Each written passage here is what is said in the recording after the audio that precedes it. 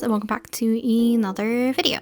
So today's session, or I guess like sketchbook session, I'm actually going to be doing some acrylic painting, but I'm not going to be doing the painting in my sketchbook. So I don't know if this counts as a sketchbook session, but here we go.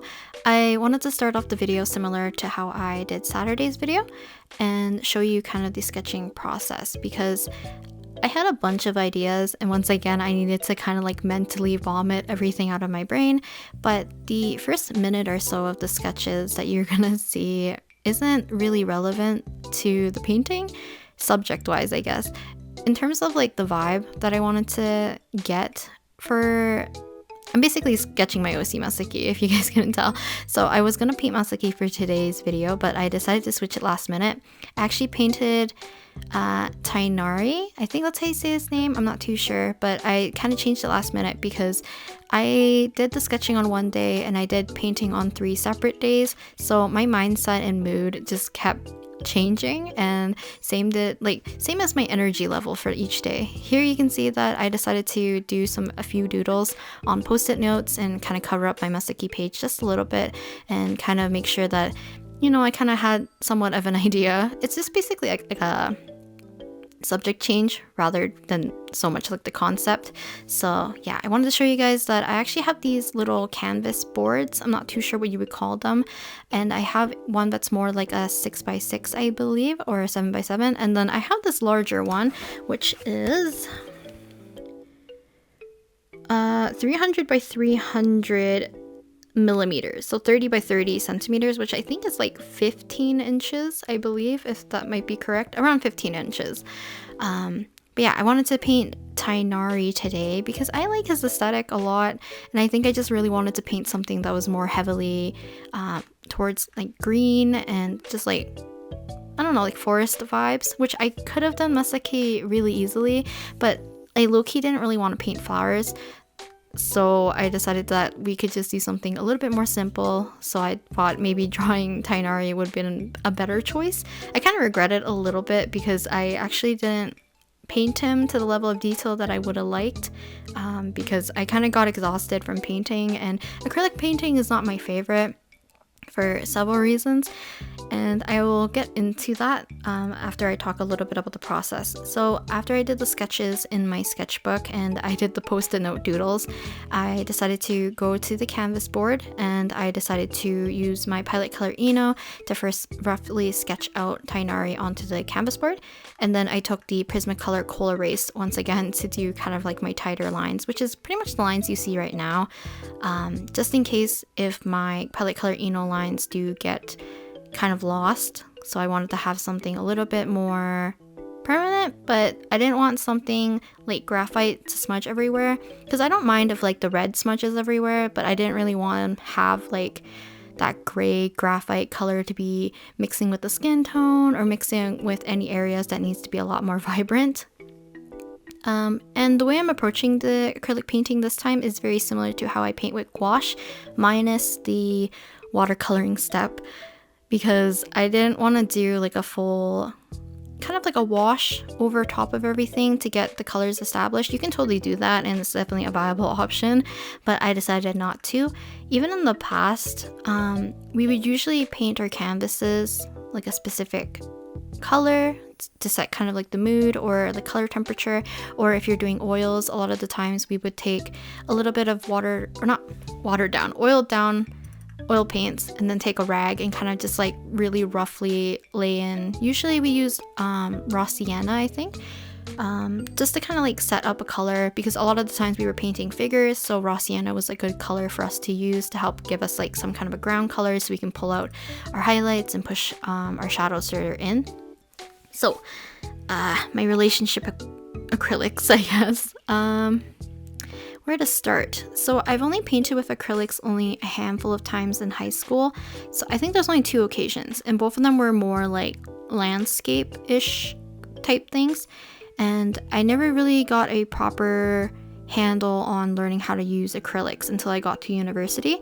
So in uni, I did major in fine arts. So in the first semester, right at the end of the first semester, we had 2 weeks to do acrylic painting, and I'm gonna tell you right now, I was definitely the weakest painter out of my group of students. So there's about 16 of us in our first group, because we were separated in like, or at least what I was told, we were the top 32 and we were split into 16 and 16.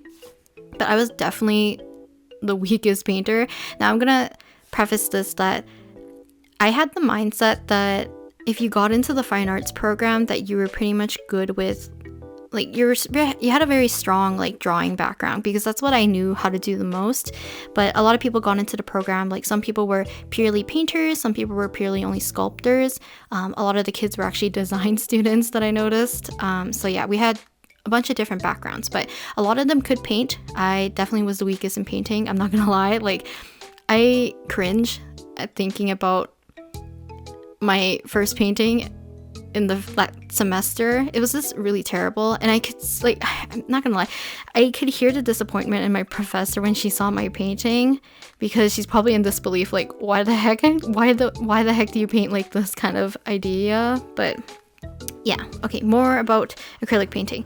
So after I did that in first semester, I was kind of like sure in my brain I wasn't gonna take painting again, because I didn't really enjoy painting that much. I love dry medium. I love working in black and white. If I ever worked with color, I would use colored pencils or pencil crayons, or even a little bit of like pastels or Conte even. So yeah, but requirement for my degree, you're required to take several fine art courses, and because there's like only 5 fine art courses, and I believe you need to take 4 to the 500 level, so I had to take painting because I didn't want to take sculpture. So fun fact, I actually am worse at sculpture than I am at painting, and I'm a lot more comfortable with painting nowadays, now that I've pushed myself, I've done research, and I have a bit of practice and stuff, and just like a lot of experimentation on how you like to work with the medium. So in my second year of uni, we have to take 2 painting courses if you decide to take 300 level afterwards. Or let's see, yeah, we're thrown into 300 level. If you want to take 400 level afterwards, you need to do both first and second semester of the 200 or 300 levels. So I decided to do that, and the first semester of the 300 levels is acrylic painting. So this is when I actually did like a deep dive into acrylic painting. I was still probably the worst one out of the group. I didn't understand color theory that well, so my color mixing was very terrible. I've already talked about this in past videos, that we would do like fabric painting, and we were only allowed to use 3 colors, which was white, I believe it was Prussian blue, and burnt umber. So those are the 3 colors you're allowed to use, and we were painting white, what is it called? White cloth? White fabric being hung on a white wall, and the professor was like, okay, you're gonna paint the still life, and you're gonna do like 3 different ones, and do your best painting them.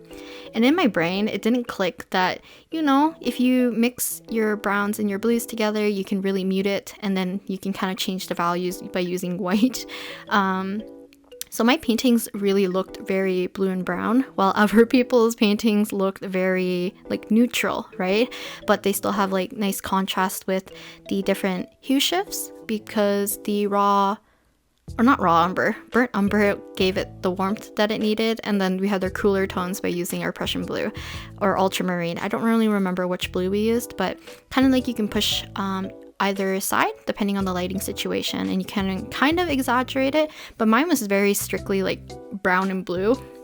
And I think there was 2 other students that had very similar painting knowledge to me, but I was definitely the worst. But for some reason, after doing more and more painting, because I was definitely comfortable with the medium, because after we did some studies of like white objects on white surfaces, but we were only allowed to use like, you know, black and white, it was easier for me to learn how to use the medium, because I didn't have to learn about color at that time. It was easier for me to think about things in black and white and just have to worry about kind of playing around with 2 colors to get the values correct. So I was painting eggs, we were painting styrofoam cups. So yeah, after that I had to go to China in Hong Kong for I think 2 weeks, and then I came back and I asked my professor, and he's like, oh, you can finish up the other still lifes that you missed on the weekend, right? You can get as much as you can done. If you can get them all done, that'd be great. And I decided to basically like camp myself into the studio, and I did the 3 still lifes that they basically requested because we had critique on Monday, and I was basically in the studio on Saturday and Sunday because I believe I flew in back home on Friday. This is gonna be a really rambly video. Might be too late to say that, but yeah. I kind of, for some reason, something in my brain just clicked. I think it might have been that critique that we had with the white fabric, and me understanding that, oh, if you're given these colors, or like, you know, the way to approach painting and color theory was a lot different from what I was thinking, because I had such like a lack of knowledge of it. And seeing how other people approach their paintings and stuff really helped me. So I literally spent 2 days in the studio and painted 3 still lifes. I'm gonna show you guys the still lifes on the screen. I wish I had my fabric paintings, but I'm pretty sure I threw them out and I didn't take pictures of them because they were so horrendous. But now I wish I did keep them because I wanted to show you guys the difference. But you can see from the 3 pictures, hopefully on the screen, that I had a better understanding of how to use acrylic paints, as well as a little bit of color theory. Some of them still read very orange, or like, I think it's the blue one. The blue and orange one still reads a little bit too heavy, and I didn't mix some of the colors too thoroughly. But I think red and green came out pretty okay. Or at least, well, besides the fact that I think the perspective was a little wonky. And then the purple and yellow one was the one that my classmates and my professors were actually quite proud that I actually learned how to, like, it feels like I had an improvement, like a great improvement, because a lot of my classmates went like, wow, like, did you paint this one? I'm like, yeah, because I think they're in a little bit of disbelief. They're like, I know where your painting skill set is at, and it wasn't there. But something like clicked in my brain. And yeah, I think that's kind of like my painting history with acrylics. I did do acrylics in my 3rd year as well, but I was hitting a bit of a roadblock that I wanted to draw and paint really delicately, and the way how I work with acrylic paints was very heavy, very much. If I wanted like softer transitions, I relied heavily on dry brushing, which I'm going to show you guys dry brushing near the end if you're curious. And yeah, or like I tried to work a lot with wet on wet, but I was not very fast at mixing colors, and a lot of the times my values were very mid-tone. So I didn't have very bright highlights, and I also didn't have that many dark areas. I think Tighnari is going to hit that weird zone as well, where I have too many darks and mid-tones and not enough highlights, but I think it's okay. I just really wanted to dabble back into acrylics, and I'll tell you guys why in a bit, and kind of more how I approached it.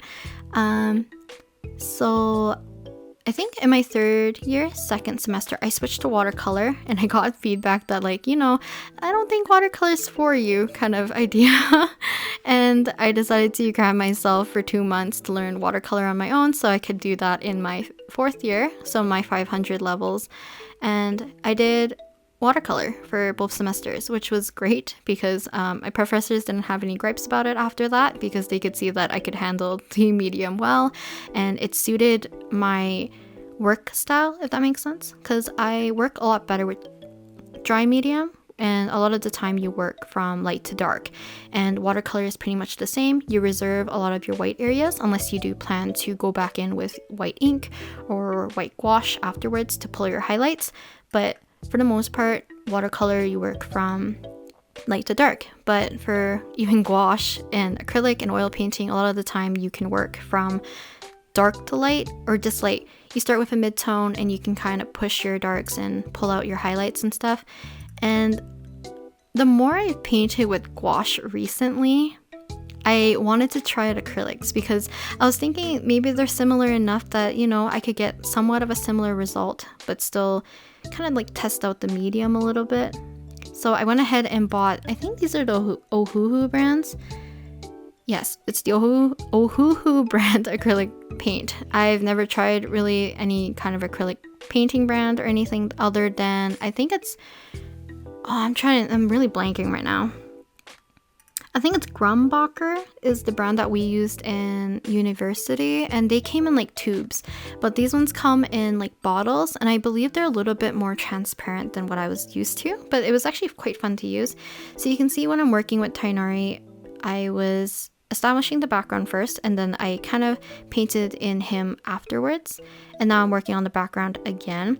Now usually I think it would be better to paint and kind of like overlap the colors so that you reduce the amount of white space around each object or like each section, because I don't know, I probably did a close-up at the end, but I had a few white gaps and just areas where, because I do it in such a like section by section, if I do an overlap over the other section, which I'm trying to avoid because I wanted to keep it clean, so I tried not to let the edges touch too much, but because of that I have a lot of like white lines and gaps.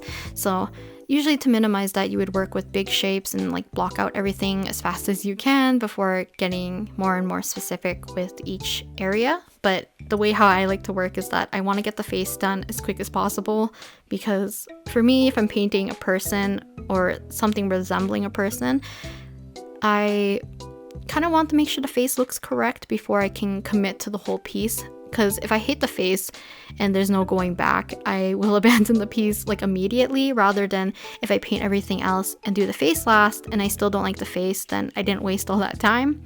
Might be a little bit of backward thinking, but that's how my brain thinks, at least when I'm working on pieces like this. So, like I said, I did approach it in a similar way to how I do gouache. So I did the face first, and I pretty much painted in the same way. I blocked out the kind of base color, I did the shadows, and then I slowly started doing more and more of the shadows after, and then I did the hair by blocking out much more of like the darker tones and then try to pull out the highlights. There was something I was supposed to touch upon, but I forget what I was going to talk about. I think it was like the reason of wanting to do acrylics. Even though I haven't done acrylics in probably 5 years, I think, because the last one I did was probably in my 3rd year of uni, like first semester, and then after that I didn't really touch acrylics ever again. It's not like traumatizing, but I definitely didn't have very fond memories using acrylics. But the reason why I wanted to do acrylics now, one is because I kind of gained confidence after doing more gouache painting. Like I said, it's very similar because they can do very opaque strokes, and the color mixing is very similar too. It's just like the consistency is a bit similar in a sense. But I have all these different canvas boards that I was gifted, so I wanted to actually work a little bit larger. And I know gouache and watercolor don't adhere nicely to these boards, even if you use like those, I think it's like watercolor ground for canvases. It just absorbs onto the canvas or onto the ground a little bit differently, and I don't really like how to work on that kind of surface. I prefer to work on paper if I can. But for acrylics, wow, my brain is getting super sidetracked. Okay, yes. So the reason why is that when I worked with acrylics back in university or even high school, I did a lot more either landscape or figure painting or drawing, and then I did a lot of like realism kind of stuff, like still lifes, right? I never really done acrylics in my like stylized anime style, if that makes sense. And I kind of wanted to give it a go, because partially for me, if I'm learning a new medium, I want to eliminate a lot of things that I am going to be worried about or things that are unknown to me. So one, I chose an existing character, so I don't have to make up a character, so I chose to do fan art. Two is that I'm comfortable drawing stylized, and I paint in a stylized way when I work with gouache, so it's kind of eliminating that kind of questionable area of how I would want to render things if I did want to render things to a certain level. But the new thing for me is that I don't remember really how to use acrylics, so just to make myself more comfortable, just try to limit, like if you're trying something new for the first time and you don't want the result to be too crazy, I guess, in a way, or too, I don't know how to explain it. If you're trying out a new medium, I would highly suggest you don't make everything new. when you're doing like something like learning about the medium, because like I said, if you make everything new, then it kind of makes it very ambiguous on what you're lacking or what you're lacking understanding of when you're painting. Because if you don't like the painting in the end, maybe it was the style you were working with you weren't comfortable with, or maybe the color palette you were working with you weren't comfortable with. So yeah, that's my piece, I guess. I apologize that this video is probably very scatterbrained and I just talked a lot about like my hate for acrylics in a sense. But yeah, I'm showing you guys a little bit of dry brushing, which you can see kind of pulls out that texture of the canvas, as well as it just kind of gives it almost like a little glow, which I like doing. I do this with gouache and watercolor as well in the past. Yeah, I use dry brushing a lot. So basically you use a little bit of paint, and I usually like using a scrap piece of paper, but this time I used the side of my paint palette, which is just a picture frame. And you kind of like brush back and forth or in circles so that you can kind of make your brush not wet and kind of more dry, and just have a little bit of paint so that when you kind of scribble over top of the areas, it only leaves a little bit of this dry paint, which kind of creates this little glowing effect or airbrushy effect. But yeah, hopefully you guys don't mind my rambling for today, and hopefully you enjoyed watching me paint Tighnari. I did miss some footage, so I do apologize, and I painted on the wrong orientation of the board, but it's okay, it's a square, it's fine. But yeah, here are a few close-ups of the painting of Tighnari. There is like a few things I missed or I didn't render to the utmost what I would like to have it looked done, but yeah, I think I'm just gonna be done with this painting. I like it enough that I can call it quits on this one. But yeah, maybe in the future I'll do another painting, maybe something a little bit more ambitious. I was just having fun painting leaves at this point. But yeah, I'll talk to you guys next time in the next video. Bye!